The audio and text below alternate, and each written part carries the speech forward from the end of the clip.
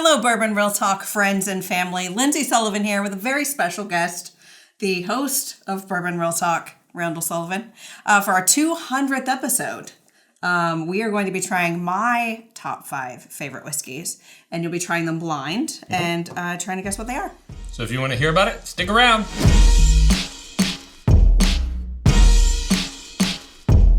All right, before we get started, we would love to take the chance to thank our Patreon subscribers out there. If you don't know, you can support the channel on a monthly basis with a monthly subscription on patreon.com. But it's not just a donation. There are a lot of member benefits to those who participate. We have so much fun stuff. We've got bonus content, behind the scenes looks. We've done some distillery takeovers and have more planned in the future where we're king for a day and go out as a group and get to do private tours and taste out of barrels. We have single barrel selections. We have massive discounts on merchandise. And for the top tier, we even have an exclusive challenge coin. But, you also get the benefit of knowing that you are supporting the channel and its mission. So we thank you. And if you'd like more information, there's a link in the description below. So without further ado, let's get to it. So You have lined up your top 5 favorite whiskeys. Some of my favorites, yeah. Some of the favorites. So we've got Unallocated. Yep. Which is a 14-year light whiskey from MGP. And I've introduced a handful of people to this other category of whiskey. They've loved it. We've got Jason Giles brand Rosewood, and you are a massive fan of his rye. I love that rye. And we went to Tennessee, and we got to interview Lexi, the assistant head distiller, and she also runs their cash strength single barrel program. We picked this with Lexi. So yummy. And then this bottle got purchased because you have a crush on 2 other men. The Vampire Diaries, right? I respect their craft. Their craft. That's what it is. Do. Yeah. So Brothers Bond from they're from Vampire Diaries. Yes, and Summer Holder and Paul Wesley. And then last but certainly not least, Angel's Envy Rye. My gateway drug. Your gateway drug into whiskey. So I'm going to be tasting these while you ask me some questions, and I'll be making some guesses as to which is which. Okay. So what do you got for me? Well, let's talk about some things that have changed since the 100th episode. I'm on more episodes. That's a big change. And there should be more coming. More coming. I have told you all that I've tried very hard to get her onto the podcast, but she has to have, it's a weird paradox because she has to have like a month-long notice because somehow in her mind she's going to do something to get more prepared. But then if we get rolling up to the day and she's just not feeling it, then we have to cancel the episode and then reschedule. It's a whole thing. But she's developing her big girl podcast skills. Man, I'm trying. And going to be on more often. Okay. So this one is Jack Daniel's. Okay. I should check my list. I'm sure you're right. Sure. Don't let me see the key though, because no cheating. No cheating. Cheatsies. It truly is blind. I had to go in the other room. Yeah. But yes, that is Jack Daniel's. That one's going to be Jack Daniel's. But yeah, a lot has changed since episode 100. Yeah. We have an employee now. We do. That's a big change. My sister holds our lives together. Holds the lives together. Yeah. Keeps our lives running. The wheels were coming off. One of the weird things about having a podcast is that if you start it for the right reasons, you didn't start it to make money, right? You started it because of a passion. You started because you there was some mission that you were trying to accomplish.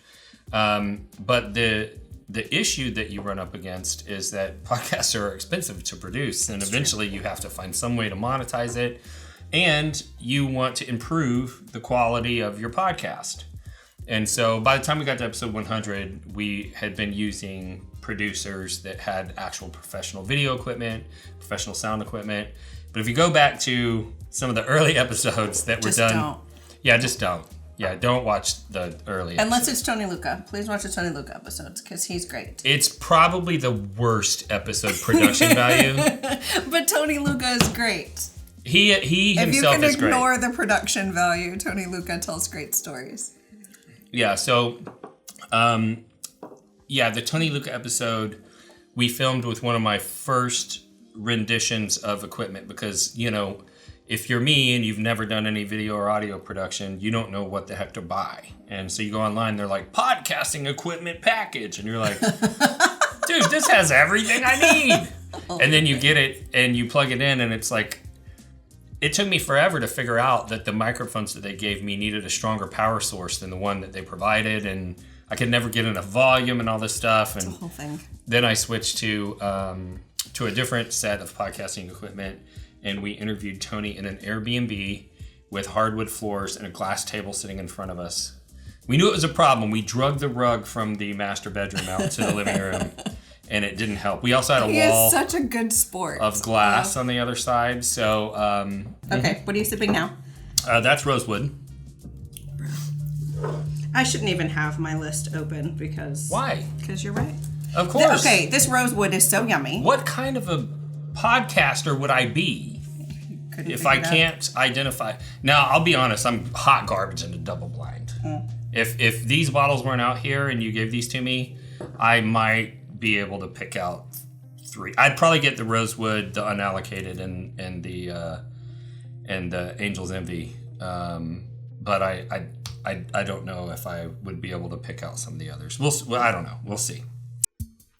I knew I was a bigger Bourbon Real Talk fan than you. How do you know that? Well, because I don't just use a prideful goat, Glenn. I got an official Bourbon Real Talk tumbler. Oh, yeah? Yeah. Well, I got this Bourbon Real Talk lanyard to carry my whiskey glass in. Oh, well, speaking of whiskey glasses, do you have one of these? No, I don't. Rocks glass. Oh, yeah? Yep, official. Well, I love my wife, and I bought her this official Whiskey Wife flask from Bourbon Real Talk. Well, that's cute and everything, but I got my wife one of these. Oh, yeah? Yeah. Well, You can just add your own liquor, and it's an actual cocktail right there in a jar. Me and my wife like to make cocktails, so we got this simple syrup off the website. Oh, do you? Yeah. Okay. Well, do you and your wife have one of these? This is an official sticker. You can only get these on the website. No, but I do have these official coasters that have the Bourbon Real Talk logo on them, and I'm representing.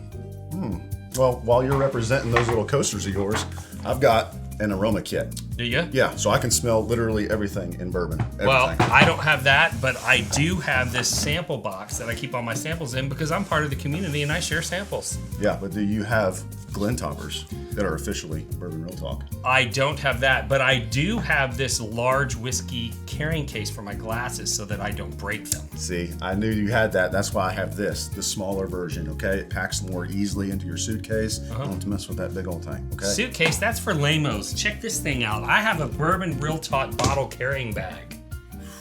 You can't beat that. I don't know if I can because... And on top of that, I have a Bourbon Real Talk t-shirt. I'm the bigger fan. Oh, I can beat that. Is it extra schmedium? No, I don't have an extra medium. Ha! Extra schmedium. You might be the bigger fan. You win. I knew it. So whether you're a Bourbon Real Talk superfan or simply looking for quality whiskey swag, head over to bourbonrealtalk.com today. Okay, Yeah. what's this one? This one is Unallocated light whiskey. Yep. So other changes to the podcast. So we have professional production. We have an employee. Lots of new merch. Lots of new merch. Something new that's coming. We have a new bag A coming. new whiskey bag coming. Should we show the people? Do you want to? I think we should. Okay. So right now we have a 6-bottle bag, but we are working on a 3-bottle bag. This is the first prototype. It has slots for 3 bottles. What we did not realize when we had the first prototype made is that the E.H. Taylor tubes, It's just because of their barely. width, the other bag is not a problem because the other bag's so wide. But since this narrows at the top, the E.H. Taylor tubes didn't fit in there. So we had to have a modification made for round 2. But it will look just like this, only a couple inches taller. And lower price point. lower price point. The regular bag's $249, and this one's going to be $149. Yep. Nice. So we've got new merch coming. We have built Bourbon Real Talk community since the 100th episode. Which is a huge change. We just crossed 25,000 members, and that's been quite a large change. I feel like it's massively increased our impact. Sure. right? Because the podcast is great, but the podcast encourages you guys at home to get involved and share whiskey and all of that stuff. But we're creating a tribe of people that are out there doing good things for other people. All right. So this second one is Brothers Bond. It is. And it's the Cask strength. The Cask Strength Brothers Bond. Yes. The regular one's not bad. Their first release is still yummy. It's 80 proof. It's 80 proof. I like a little bite to my whiskey. We talked about this before. I like whiskey the way I like wine. Like I can do super, super sweet or like kick you in the teeth, like dry, bold. That's the way I like wine. Everything in the middle is like, nah. Yeah. So I like high proof whiskey. Yeah, she does. Yeah. Which is odd because, at first she was like, ooh, jet fuel. Nail polish remover. Yeah. That's actually what I said. Yeah, nail polish. That's way more accurate. Another major change since the 100th episode, Patreon. Yes. So we mentioned it earlier, but Patreon we launched the first of this year, and we have a little over 320 Patreon subscribers now, and that has allowed us to do some really cool stuff.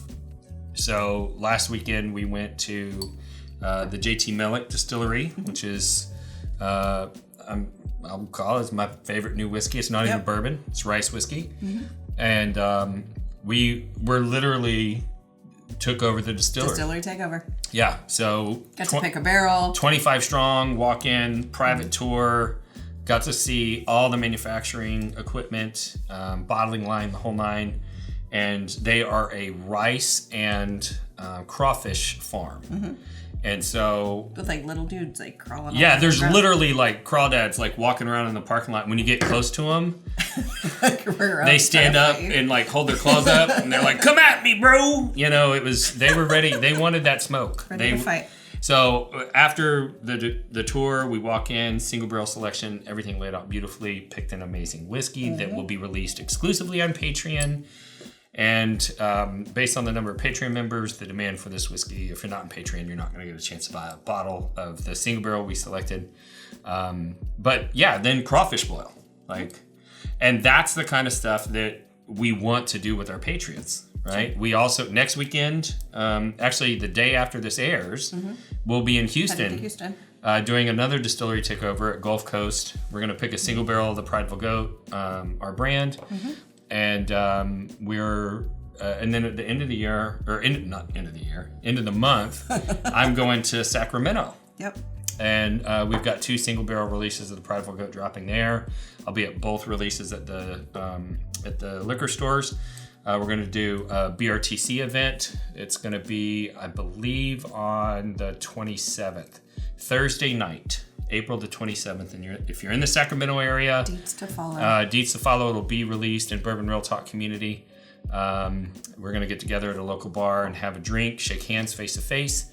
But yeah, we got that type of thing going, and so that's been a great way to connect with the people who really resonate with the mission. Another major change: we started a nonprofit. We did do that. I know this whiskey is going to be the hardest one to guess out of all of them. Yeah, this is Angel's Envy, for sure. It's my gateway drug. The gateway whiskey, yeah. So yeah, we created the nonprofit on Sean's birthday. My brother's name was Sean. His birthday is coming up May the 10th, and we haven't discussed it, but I think we're going to do the big launch of the first fundraiser around his birthday. His birthday will be in the midst of it. I don't know if we'll start it on his birthday or whatever, but yeah. So a lot of that was to honor the memory of my brother. And what do you do when you experience tragedy? I mean, you can't. There's no time machine. I can't make it not be, but I can use it to make as good of a future as I possibly can, and that's what we're doing. And so show them your wrists. Oh yeah. It says live, stay. Yeah. I always when people ask, I would say if there's one thing I could have said to Sean, just grab them by the shoulders and shake them. You want people just to live another day. Just stay with us. It'll get better. Yeah. And I think that's an important message. So we're going to try to raise money not only for suicide prevention awareness, which is something that is obviously very special to us, but we're also going to try to do some trade scholarships in Sean's name. My brother hated rich people. He hated anything that he hated boxes. He didn't want to be put in a box. Yeah, he didn't like boxes. But like if he found somebody that was down and out, like he would do anything for them. Sure. And so I often wonder whether or not if he had come out of the military with the marketable skill, if he wouldn't have been better off. And so I thought, what better way to honor his memory than to help somebody else have the hope that he didn't have, and that is to have a skill that they knew that they could build their lives around. Yeah. So we're going to have a scholarship, and I believe also we're going to sponsor some veteran therapy in an equine therapy center. They had a scholarship that covered some veterans. Right now they have a waiting list of veterans that want to get therapy services, but there's no one to pay for it. And so we may sponsor some veterans in my brother's name as well. But we got that coming on. Anything else major that we need to tell the people before we let them go? You would know, bro. All right. Well, for those of you that this is your first time watching, you're probably kind of shocked. You're like, what? He's talking about his brother's suicide and all that stuff. But let me tell you a little bit about our show philosophy. And that is, we want to use whiskey to bring people together. So obviously you've already heard, I had a brother, he was in the military. He took his own life. And in the aftermath, I was looking at, what led up to that decision. And I realized that, his opioid addiction and the struggles that he had when he got out of the military because of injuries caused him to lose his social network around him. And I wanted to find ways to create community and connection so that other people didn't feel the way that he felt when he decided to take his own life. And so I started to see the connective power of whiskey and how it brought people together from all walks of life. And I thought, maybe if I can get you connected to whiskey, the whiskey will do the rest of the job and get you connected to others. So that is part of the reason why we started the podcast. It's also part of the reason why we started Bourbon Real Talk community, because when you start to look for connection in the whiskey world, you'll see that many of the online enthusiast communities are just filled with whiskey trolls. And those are individuals who will say hateful things to strangers online to try and make themselves feel or look important, beat other people down. And so, we created Bourbon Real Talk community where none of that stuff is allowed. So it's a free online forum. People of all walks of life and of all experience levels are welcome in there. And we've really created something special. And that's where we give out the challenge coins and things like that. But seeing the state of the online enthusiast community and seeing those trolls made me realize that if those people can hate you online, even though they don't know you, there's nothing that keeps us from loving you online, even though we don't really know you. And that's why we end every podcast the same way. And that's this. If you woke up this morning and you were unsure whether or not anyone loved you, just know that we love you.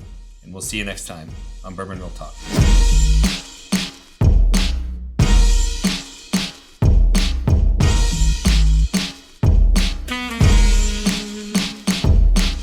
A whiskey troll is a person who seeks negative attention and uses contrarian attitudes to derail civil discussion in online forums.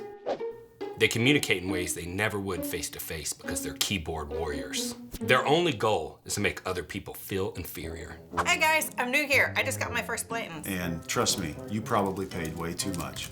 I don't care much about the Blantons, but nice. There's no way that she didn't buy that at secondary. Idiot. Oh, I know how you got that bottle. So, are you sick and tired of the whiskey trolls running your fun online? Well, that's why we started Bourbon Real Talk Community. Congratulations. Let me know what you think when you open it up. Hey, welcome to the group. Let me send you over a sample of Blanton's Gold and straight from the barrel. See how you like those. I remember back to my first bottle of Blanton's. It was the birthday to my son, and we enjoy it every year on his birthday. Congrats. So if you're looking to connect with some people online who aren't, head over to facebook.com and join Bourbon Real Talk community today.